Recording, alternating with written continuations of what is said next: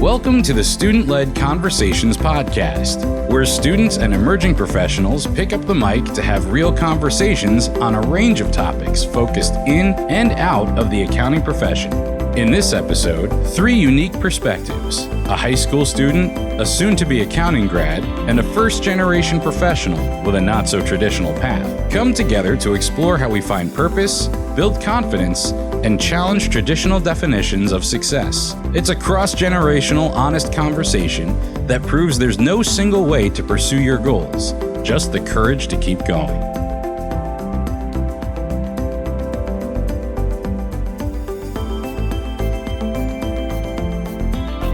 Hey everyone, it's Arpan and welcome back to Student-Led Conversations. Today, we're switching things up a bit. I've invited a fellow Gen Zer who's further down the path that I'm just beginning, Chayton Farlee, an accounting major getting ready to graduate and fully focus on the profession. And we thought that we'd also invite a Gen X professional who carved their own leadership path in accounting and business without necessarily doing it the textbook way. Yeah, we've got me, who's just around the corner from graduation. We've got you, Arpan, who's still in high school, just trying to figure out where you're going to go, what you're going to do. And we have someone who's living the accounting life, Nealy Wheat. So excited to have you. Thank you, Chayton. Arpan, it's great to be with you guys today. I'm very excited about this conversation, and hopefully I'll be able to share a few little nuggets of wisdom for people as they continue to chart their path in the accounting world. So Nealy, do you mind giving us a quick introduction to what you're doing now, kind of how you got there, and what your world in accounting has looked like? Sure. So currently, I am the Chief Financial and Administrative Officer for the American Society for Non-Destructive Testing. It is a global association that spans the world, and we have 4 entities. So currently, in addition to overseeing finance and traditional HR roles, marketing and communications, IT, and business development report up to me. I also serve as the treasurer of our board and another entity, a couple of other entities that we have, and have a heavy governance role in that. So I was an accounting major in undergrad, and I was going to come out and go into corporate accounting and sit in a big building in Atlanta at the time when I was living and grew up, and going to kind of take the corporate accounting world by storm. And a very kind of unusual tragic event in our world happened, 9/11, and that really reshaped the path. The company I was working for at the time was owned by 3 airlines, and I started working there the day before 9/11. So the week of my first week, we were furloughed and they did layoffs, and it was very fast and traumatic, obviously, for the world at that time, but also for someone new out of college. So I decided that corporate accounting probably wasn't for me. So a friend of our family's had worked in the association and nonprofit world, and she said, "Hey, I need an accountant. Come over here and we'll learn and teach you all the things." And so I did, and I loved it, and I've never left. I went back, got my master's degree in nonprofit administration. I got a certified association executive designation, a certification, and also a senior professional in HR. And I've been here since. So it's been great. It's been a great journey. Not what I thought it was going to be when I got out of school and when I was in school, but I would not change one thing about it. That's amazing. I mean, your story is quite different from the story that me and Chayton have currently in our lives going. And we're all here to compare notes. I mean, one of us, me, is applying to college right now. One of us is working in accounting, and another had a unique journey to leadership. So I just want to know, how does success look in your generation compared to ours? That's a really great question. And we talk about that in business a lot, especially in leadership.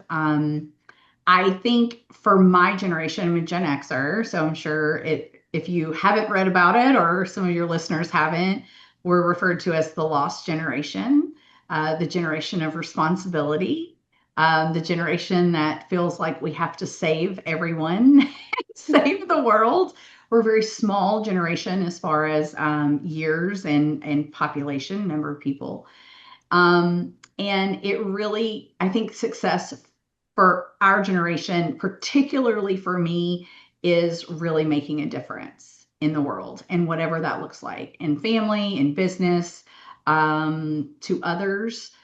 I often have conversations with my colleagues who are fellow Gen Xers, and we talk about when it's, when our days are almost over in this world, what do we want to be remembered for, and what do we want people to say about us? And if I was telling them the other day, if I could have one person say that I made a difference in their life, and helped them in some way to be better, or make an impact on this world and in their careers or their families, then my life was a success. So I think that is what Gen X, that's really what we're about. Yeah, I love that. I mean, Chayton, I know that we're the same generation, but do you want to explain what your version of success looks like? Yeah, so, I'm a little bit on the other tail end of Gen Z, right? Like the very beginning. I was still born before 2000, so just snuck in there. Um, my version of success is much different, right? I think a lot of the previous generations, it was go work at one company, and as long as you're loyal to them, they'll be loyal to you. And I have a little bit of that inside of me still. Just, I pride myself in being a really hard worker and wanting to be loyal. But I think different things matter to me than previous generations, right? Like before it was all pay. Um, and now I think it's much more about work-life balance, about quality of life, time with my family. I'm in a unique position where I already have two kids, right? I'm still finishing up school. I'm working full time. But I have two kids and I want to be around them. So I work for a really amazing company that allows me to work fully remote. So I actually work for a fully remote public accounting firm. We do not have an office. It doesn't exist. Um, and it's really unique because work kind of envelops and flows throughout my life. It's not a 9 to 5 type thing, right? So for example, yesterday, I spent the morning with my daughter, and then in the evening, I had already finished up most of my work for the day, but I had a quick call with our leadership team, and I just did it while I was on a walk.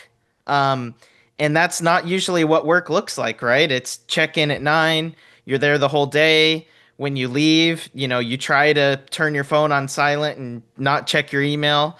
Um, but it's really different, right? So some generations would look at that and say, "Oh, well, you have no freedom because you're always technically on the clock, right? Like I could get a call anytime." But at the same time, if my daughter's here in the living room with me and, needs to, go to the bathroom or she wants some strawberries, I can just get up and be right there with her. So I'm very present with my children, which, wasn't available previously. But I was very intentional at seeking out opportunities like that. And that makes me a little different, right? A lot of our generation, Arpan, is still, let's go big four, Yeah. let's go to the big eight, let's go to one of the big firms. And I kind of chose, a little side door off to the side. Yeah, I totally agree with you with the work-life balance. I mean, I switched to remote school. I work remotely, so my bedroom is my classroom and it's my office. So I never really like shut it off, but like that's just what works for me. And I'm really grateful to be born in a generation where I have that opportunity. But I'm also different from our generation in some aspects because I still have, like Neely was talking about, I still have that success drive and that push to work nonstop because I was raised in such an immigrant household where I'm constantly surrounded by, oh, we came here for a reason, and it's to work and make a name for yourself. So I think it truly, our generation had that opportunity to choose which lifestyle they want to go into, and I'm still choosing. And especially when COVID happened, I was in seventh grade. So that was like the middle of what my life is right now for me. So just seeing what staying at home looks like and feels like and how much I could accomplish just from sitting in my bedroom alone really set my direction of what I want my future life to look like as well. So Neely, similar to me, you're also a first gen college student. So how was that path for you? It's interesting.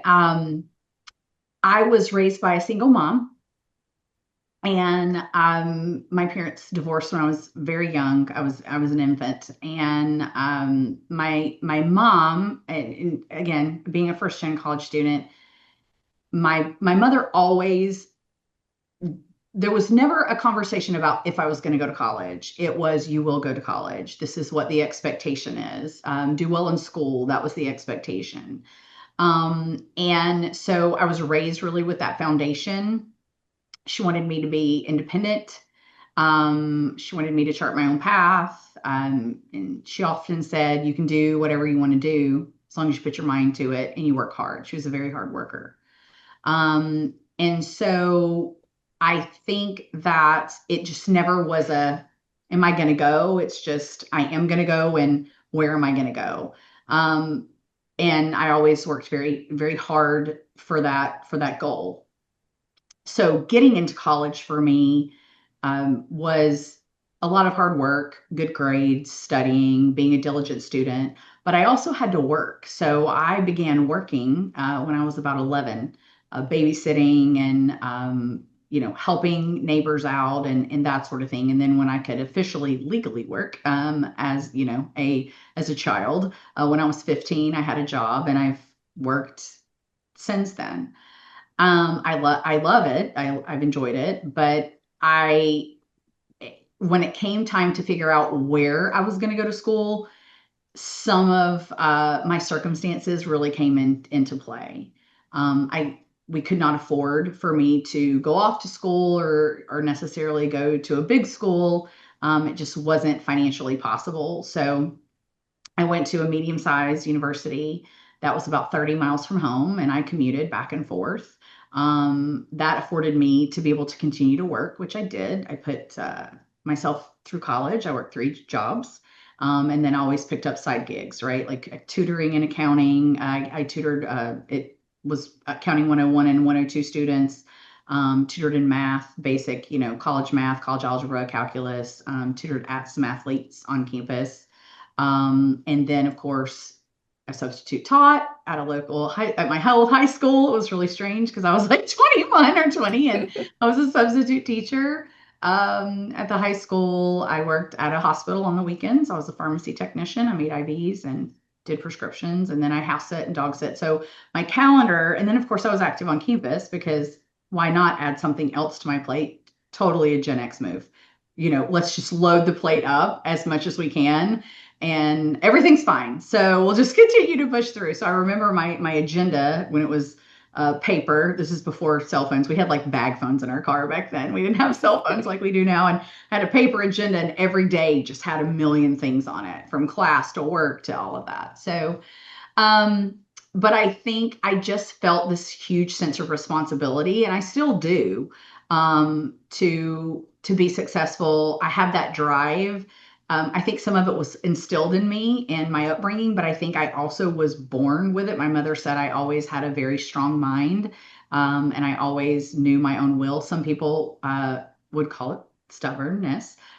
I would agree with that. I am quite bullish, and I'm a Taurus as well, so I'm quite bullish. I'm stubborn, a little hard-headed. But I just felt this big sense of responsibility to my family, and just to be, and to myself as well, to do well in that drive and be successful. So it didn't happen without its challenges, but it did change my path a little bit, rather than going off to school and being at a 4-year university, and I didn't have to work. And I definitely put myself through school. I paid for every bit of my tuition and my books for undergrad and graduate school. I'm very proud of that. Not that there's anything wrong if you have the privilege to not have to do that. It was just not something that was afforded to me. So. Yeah. And I know that many first gen students have that pressure of responsibility and that pressure to stay productive and never stop working. So, how did you deal with that stress and pressure? And also, did you ever deal with any huge burnouts on your journey? Yes. So, and it's interesting too, because I early on, in when I was in college, and early on in my career, I had a very hard time saying no. It was very difficult. And so I would just go and go and go and go and go until I would be exhausted, made myself sick a lot. So I would wear my immune system down. I was in college and I wasn't always taking care of myself. So I wasn't exercising. I was just living, surviving. You would eat what you could find, right? Like you're like going through a drive through at 1 o'clock in the morning when you get off work. And then you're going to go home and you're going to sleep for 4 hours because you got to be up to go to work. And then you got to write a paper tomorrow. And it's just this vicious cycle. Um, so it was tough. And then what would happen is I would either make myself sick or I would have these. I'm going to be real vulnerable here. I would have these little emotional meltdowns Mhm. where I was stressed. I was young, so my emotional intelligence was not developed enough to deal and to understand when I needed to give myself grace and when I needed to give others grace. It is now. So that's helpful, but the stubbornness, of course, is still there. The bullishness is still there. And so that was what it looked like early on. Today, I think age and years Mhm. really humble you and they also give you wisdom. It also makes you realize, or it should make, in my opinion, make you realize what you can do and what you can't do. And really trying to be there for yourself, showing up for yourself. So now it involves knowing my limits, knowing when to say no. I still have a hard time saying no, but only when it's something that I'm really passionate about. If it's something that I don't really care that deeply about, I will say no because I only Yeah. have so much bandwidth. Sleep is extremely important now, more than it used to be, and self care. So, Yeah. whatever that looks like to you. To me, Saturdays are my self care Saturdays days. So, I'm always either doing something, whether it is, you know, doing something fun that I enjoy doing, a massage, something, for myself. And then exercise and better diet have become a huge Mhm. priority in my life. That had not been earlier. So 5 to 6 days a week. If you're ever up at 5:15 in the morning, I'm available because I'm up getting ready to go exercise. My sleeping patterns have changed greatly. I never thought I would be up at before 5 in my life, and now every day here I am. So I think that has really, it's just your priorities change, the wisdom with Yeah. age, and with experience. I think that's Mhm. really what drives a lot of that. Yeah, I think all of us being hard workers, we could all take that advice into hand. And also, Chayton, have you ever had any of these similar pressures or burnouts as Neely mentioned? I mean, I'm still at the beginning of my journey, so I'm gonna take it to my advantage and get all the advice and tips from you both. Yeah, I mean, I think I go through it all the time, right? I work full time. I've been in school full time. This next semester will be the first one that like I wasn't taking like over 16 credits. Um, Last semester was 18 credits, so that was fun. Um, but as hard as those times are, right? And I've had the anxiety attacks and obviously in some ways my health has taken a toll, right? Because I'm so busy being up with kids or trying to work and do finals. I never thought I would have to pull as many all-nighters as I've had to pull for school as I have. Um, but I also want to think about the benefits of that kind of attitude. Like I worry that in Gen Z there's this big thought that like that is so negative. And I understand if you're sacrificing all that for someone else, like your employer, and there's not, benefits like moving up or getting paid more or stuff like that, right? You're just being straight taken advantage of. Like obviously that is a negative situation. But I think as you go through school and as you progress, like Neely was just saying, that I'm assuming that made you into the person and the employee and now the CFO that you are today, right? Like without those struggles, you would not have become the person that you are. Because I definitely see that with me, right? I mean, I come into the classroom and I'm ready to go for the exam, and I hear in the class, "Oh, I was up all night playing video games, I didn't even study." And I'm like, I got two kids, one of them didn't sleep at all last night, and I'm still ready to go. Um, so putting yourself through those difficult situations early really changes your mindset, and I think puts you ahead of everybody else. Maybe I'm wrong. Do you feel like that did that for you? Absolutely. I also feel like it just gave me thicker skin. Um, I am able to roll with the punches. Doesn't mean I don't have an opinion about the punches, and it doesn't mean I don't verbalize those. In addition to being stubborn, I also have an opinion on just about everything under the sun. It's the charm of me. So anyway, so but I'm able to roll with the punches because it's so much easier than others generally. And not just in work, but in life too. Particularly, we're talking about wisdom and aging. And as you get a little more experience, things happen in life, aging parents, relationship changes, friendship changes, um, personal commitments, those kind of things. And I think that it's made me just a lot more resilient.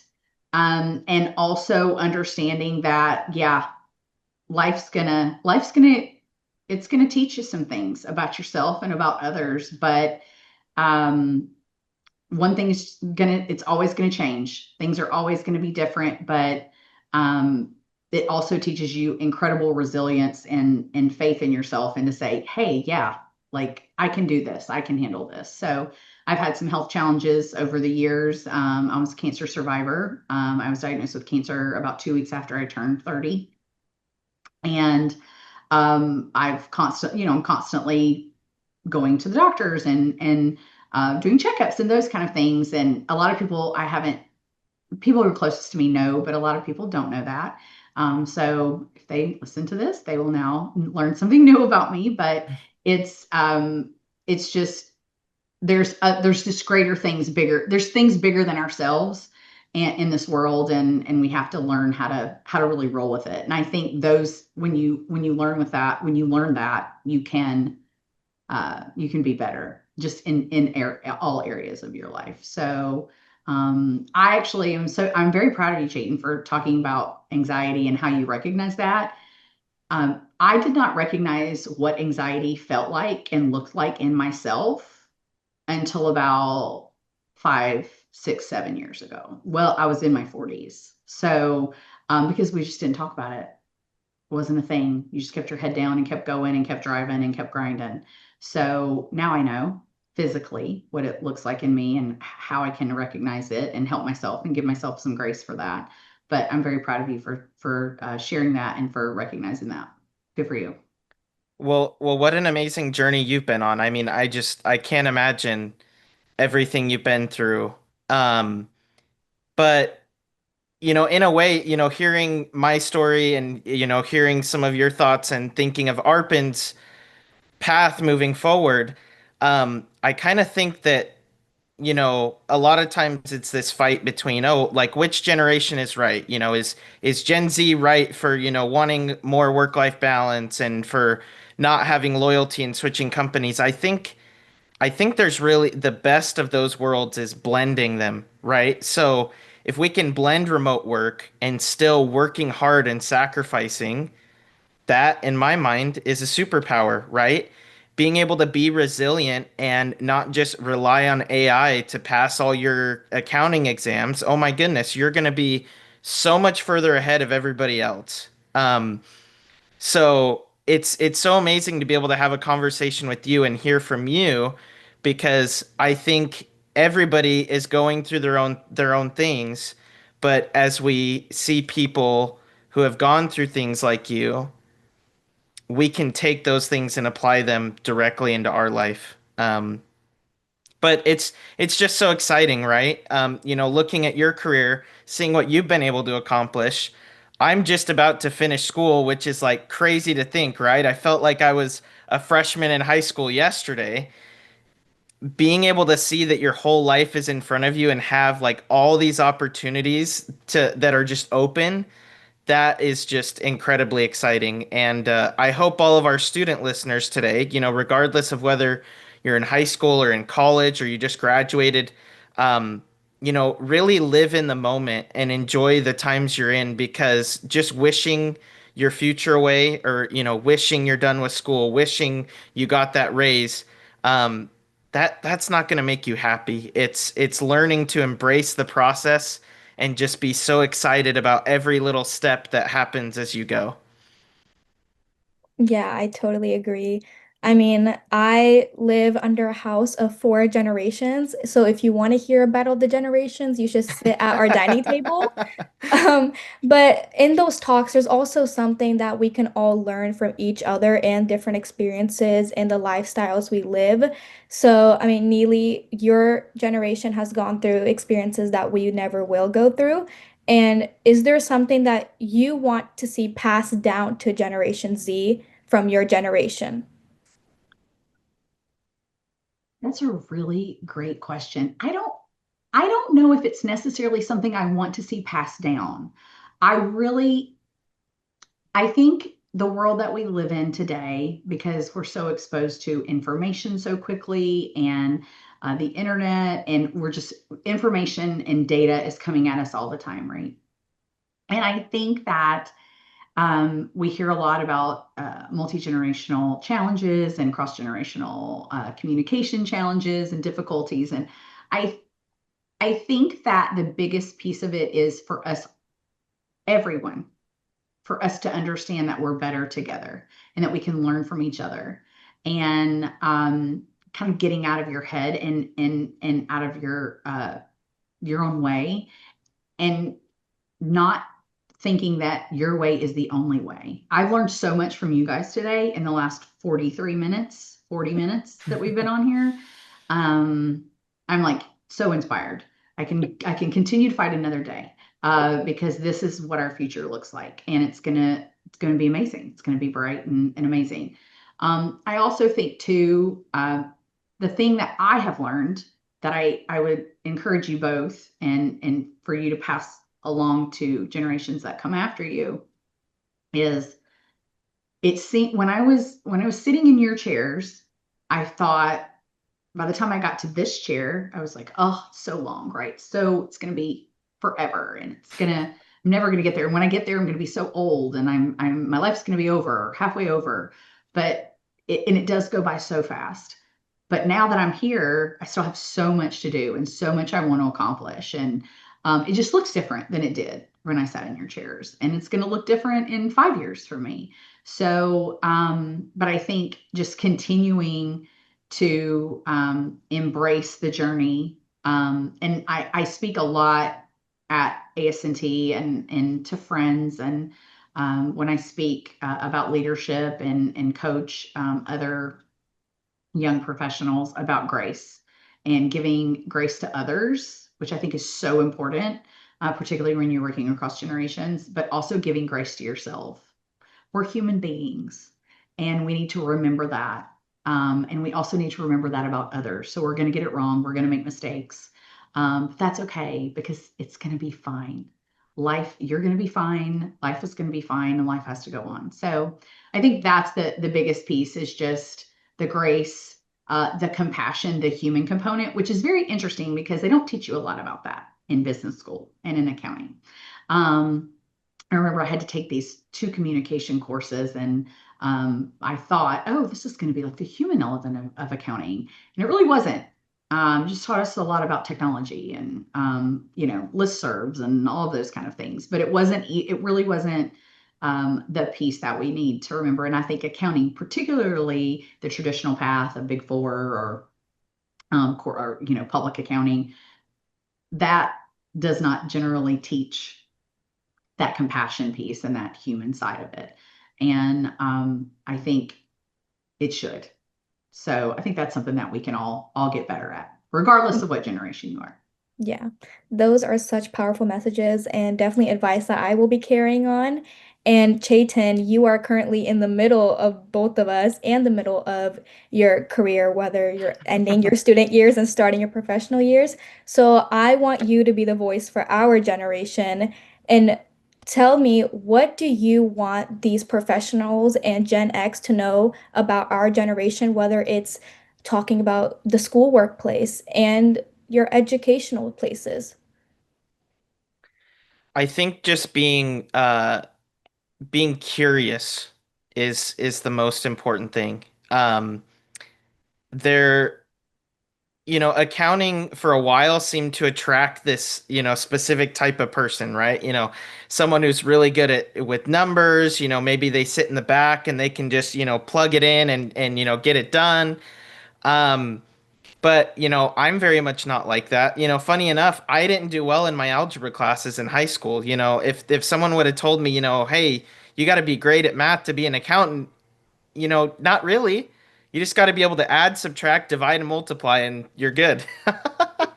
That's about it, right? And debits and credits, easiest thing in the world.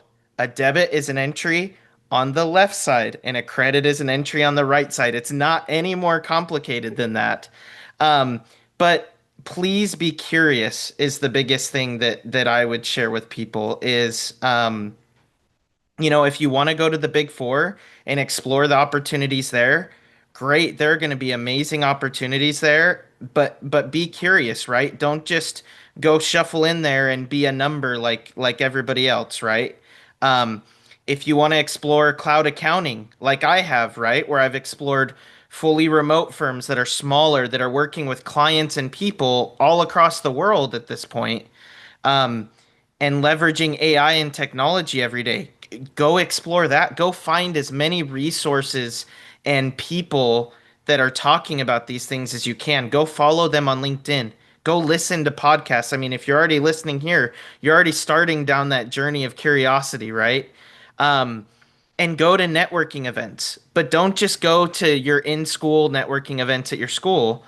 Um, get online and start connecting with people, right? I don't know how it is for you, Neely, but if students like message you on LinkedIn, does that like get you excited and you want to talk to them, or are you like, oh my gosh, like just stop messaging me?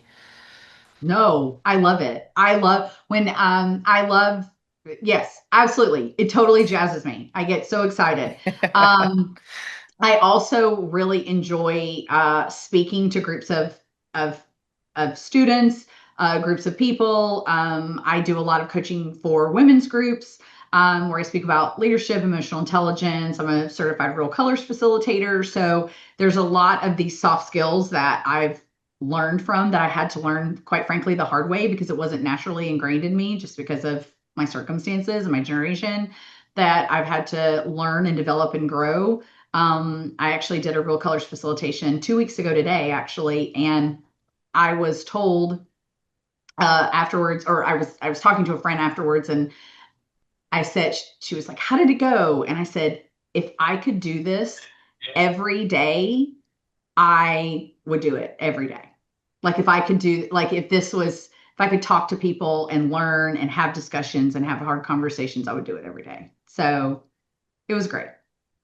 Yeah. So look, students, it's like professionals, even people who are doing like the most top level stuff, they want to talk to students. So get out there and be curious, get to know people, and the more you learn, the more interested professionals are going to be in you.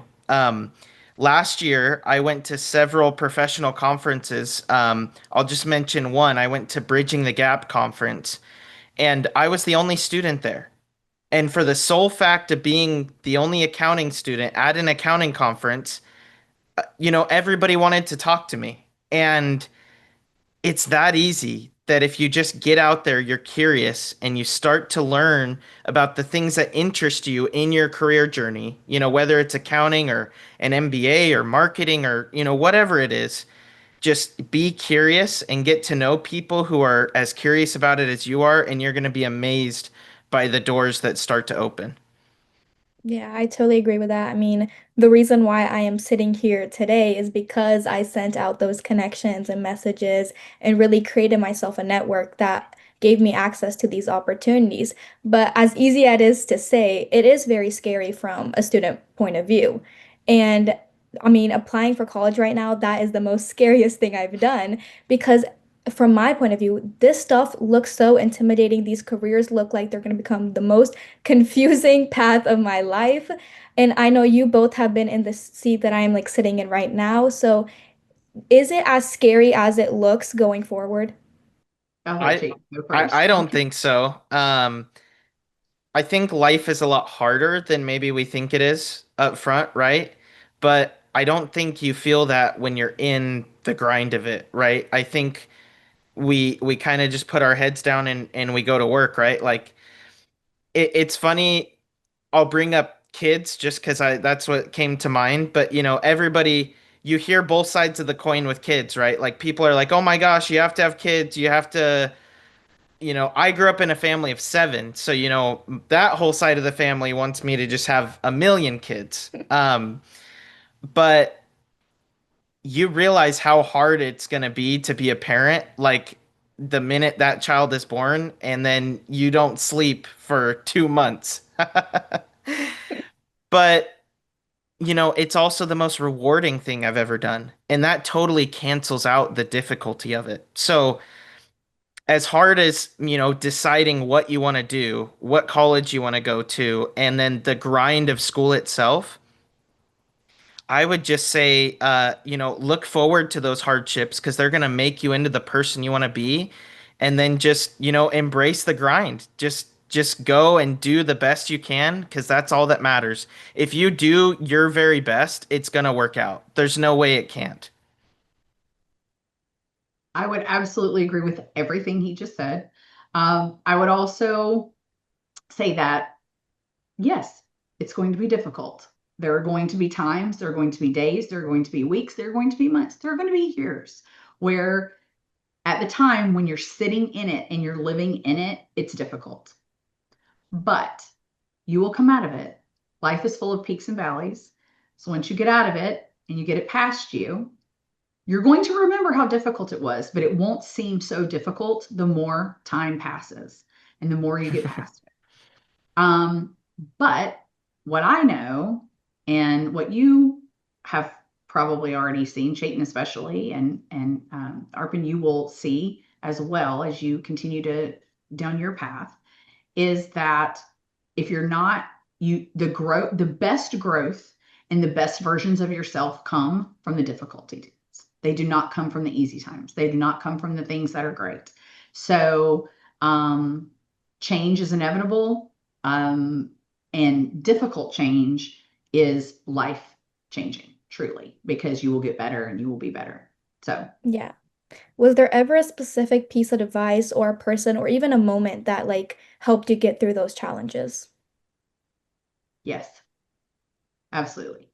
Um, I was very fortunate to be mentored by amazing women leaders early on in my career, especially when I got into association work. So my first three bosses were women who are boomers, and they really all took an investment and made an investment in me and really took a big responsibility in mentoring and guiding me. One of them in particular hired me twice. I went to work for her. I loved it. I loved it so much, but I wanted a challenge. So I left and went and did what I needed to do for about a year and a half. And then I begged her to take me back, and she did. Her name is Kathy, and she's probably going to listen to this podcast because she's retired now. She's one of my two very best friends in the world. She's a confidant. She's someone I confide in and I go to. So she's retired now. I go visit her every year and see her. So She knew I was doing this podcast today, so I can't wait for her to listen to it so she can get the accolades that she deserves. Um, she has probably, no, not probably, she has definitely been the largest and biggest and most uh, impactful influence on my life as an adult. So without her, and without that relationship and without her making that investment and seeing something in me that I did not see in myself, because I also am, uh, it does not, no one can criticize me more than I criticize myself, and and as hard as I am on myself. And that is also a big Gen X trait. We are very critical. We're a very critical generation of ourselves. Yeah. So so she definitely made a huge impact in my life and really invested in me and taught me about mentorship and taught me about leadership and what it was like. Not the technical piece. She taught me a lot about about being a great leader and being a CEO and that piece of it, the technical part. But what really has been life changing to me is the things that she taught me about being a woman, a female leader, and being a good leader and mentoring others and giving back and that kind of generational investment that we should be making in each other. So yeah, totally. I'm going to call her right after this and tell her all about it. So Yeah, yeah, well, she has done an amazing job of being your mentor because you are truly such a powerful and hardworking woman. thank you. Thank you. Chayton, was there ever someone in your life that gave you the same impact? Yeah, I think there's several. Before I go into detail, I kind of want to point something out though that it's almost more important the people you pick to work with than the place you work at, right?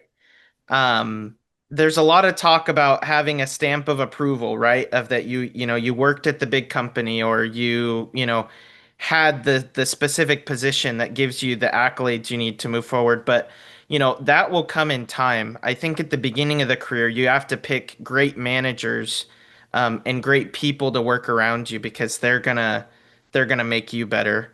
Um, my wife, also my best friend, she's also my best friend, um, has really allowed me to be the person that I want to be. Um, I felt like before that, I always had to be, whoever I was around, but she lets me be me and has pushed me to just be that and do that. Um, Apart from that, my current boss, so it's a really unique position I have to be at the firm I'm at. Um, we're super tech forward, but my boss has been a CPA for 40 years now. So I get the mix of all of these amazing ideas and the new technology that's coming into accounting, right? But at the same time, I get to apply that with 40 years of accounting experience. So it's a really unique mentorship opportunity. And I wouldn't be anywhere I am today without his guidance. Um, and I am just excited to continue to learn more from him.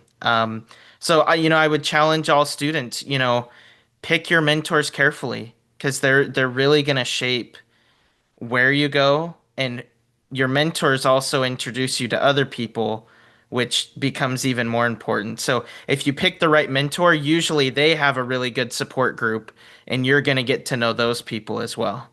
Yeah, I love that. Thank you for sharing, Chayton. And thank you to both of you for sharing such real and powerful stories. I mean, this is the kind of insight that students like me rarely ever hear. Well, it was so exciting being here and getting to know Arpan, I knew you a little bit before, but getting to hear a little bit more about you, and then Nealy, learning about your story. Obviously you've done some amazing things and are just, such a bright spot for the accounting industry, which, quite frankly, we've gotten a lot of black eyes lately, right? There's a lot of, oh, accounting's boring. Is the CPA really necessary? Is accounting going to go away because of AI? But I think you've really proven you don't have to get a CPA to be Mhm. incredibly successful.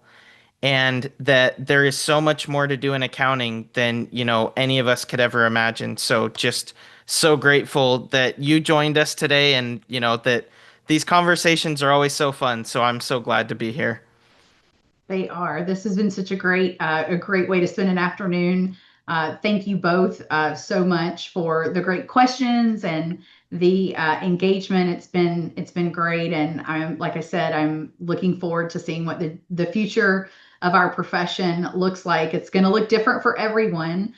There's no one path that's right or wrong. It depends on the person, and I think the beauty of it is that we all can pick our own path and pick our own way. And so very lovely to meet both of you. And I will be following up and watching from afar to see what you both do, because I know it's going to be amazing. So Thank you, Nealy. And if you're a student trying to figure it out, lean in, ask the questions, find your people, and keep listening, because conversations like this, that's where clarity starts. And with that in mind, I'm excited to share that Chayton will be hosting some amazing episodes coming up soon. Chayton, what do listeners have in store when they tune in?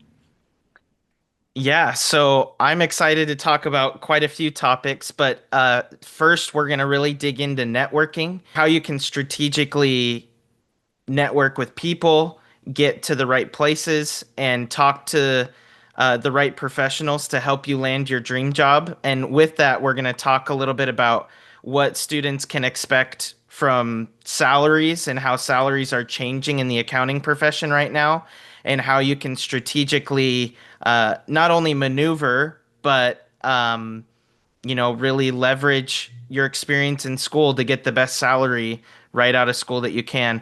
And I'm also excited to talk about cloud accounting. So I'm going to leverage some of my network and talk about the exciting things going on in, a path that's a little unknown about accounting, where accounting students might go to learn more about technology and work more with smaller clients. So I'm really excited to be a part of the team now. Arpan, thank you so much for the introduction and for having me. I'm so excited.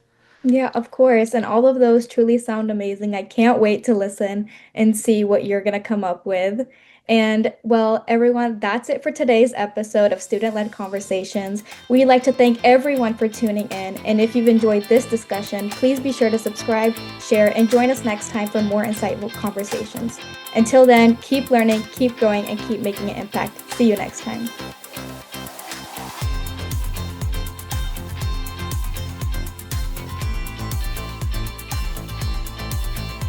The Center for Accounting Transformation provides business professionals with a network for utilizing innovations that are ready for adoption, the training and resources necessary to apply those innovations, and an opportunity to engage the talent and community needed to further the pursuit of innovative accounting practices that drive responsible and mindful business performance. If you'd like to learn more about our Agents of Transformation campaign or share your own story, please visit our website, www.we.improvetheworld.net, and unlock the power of the accounting profession. And if you'd like to apply to be a student host on a future episode, email us at agents@improvetheworld.net.